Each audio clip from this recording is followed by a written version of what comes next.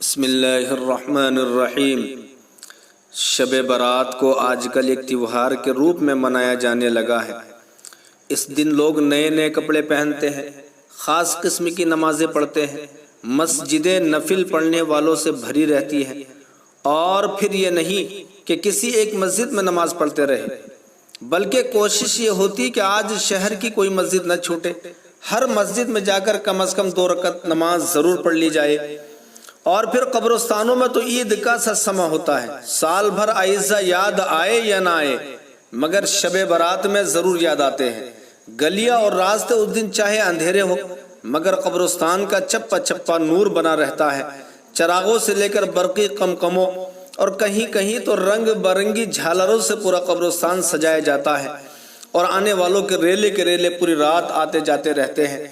کوشش ہوتی ہے کہ آج کی رات شہر کا کوئی قبرستان بلکہ قبرستان کا کوئی بھی مردہ ہماری طرف سے ایصال ثواب سے محروم نہ رہے۔ الغرض مسلمانوں کے شہروں اور دیہاتوں میں شب برات کے نام سے عجیب طوفان اور یہاں وہاں مٹر گشتی کا ایسا نمونہ دیکھنے کو ملتا ہے کہ عقل دنگ رہ جاتی ہے۔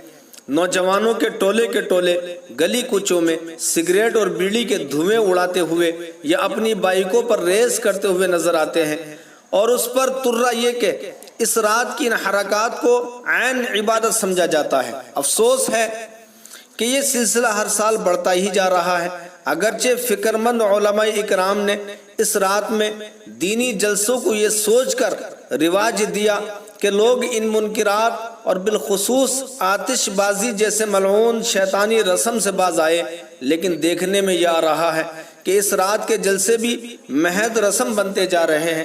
لوگ سنتے ہیں اور پھر سن ہو کر چلے جاتے ہیں۔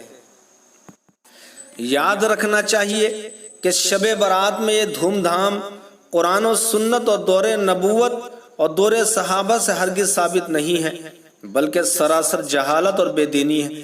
کسی کو نفلی عبادت کرنی ہے تو اسے تنہائی میں اپنے گھر کے کسی گوشے میں عبادت کرنی چاہیے، کیونکہ نفلی عبادت کو گھر میں کرنا افضل ہے۔ اور اس رات میں قبرستان میں ٹولیاں بنا کر جانا کہیں سے ثابت نہیں ہے۔ اس بارے میں نبی اکرم صلی اللہ علیہ وسلم کے جس عمل مبارک کا حوالہ دیا جاتا ہے وہ اس قدر خفیہ تھا کہ آپ نے اپنی زوج مطہرہ ام المؤمنین حضرت عائشہ صدیقہ رضی اللہ تعالی عنہا سے بھی اپنے جانے کو مخفی رکھا، اور کسی بھی صحابی کو اس رات اپنے ساتھ نہیں لے گئے۔ اس کے باوجود ٹولیاں در ٹولیاں بنا کر شب برات میں قبرستانوں میں جانا یہ حضور اکرم صلی اللہ علیہ وسلم کے طرز عمل کی کھلی ہوئی بے حرمتی ہے۔